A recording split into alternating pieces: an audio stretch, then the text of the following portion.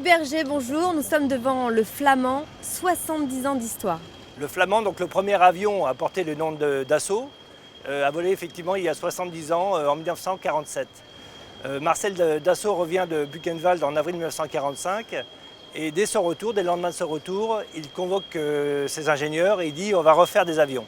Heureusement pour lui, ces ingénieurs avaient continué à étudier des avions pendant la guerre puisque l'ensemble des bureaux d'études des sociétés aéronautiques françaises avaient été regroupés à Cannes et que ces ingénieurs avaient continué pendant la guerre à étudier des avions et notamment, comme on ne pouvait pas faire d'avions de combat, des avions de transport. Donc il est reparti de cette base pour créer donc cet avion, le MD 315 Flamand, qui est un avion de transport fait pour l'armée de l'air française. Il existe également une version pour l'entraînement au bombardement. Marcel Dassault donc lance ses ingénieurs sur cet appareil.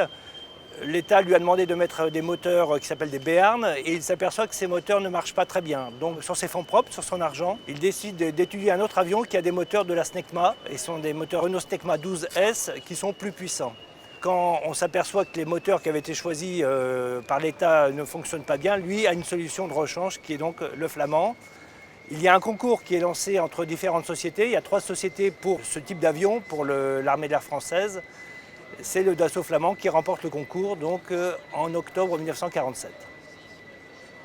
Le Flamand est un avion de transport et de liaison et on peut dire en quelque sorte qu'il est l'ancêtre des Falcon puisque dans les années 60, quand ces avions commençaient à être un petit peu en fin de limite d'âge et de vol, il a étudié un nouvel avion qui était un biréacteur d'affaires qui deviendra le Mystère 20 puis le Falcon 20 qui lancera toute la lignée des actuels avions Falcon.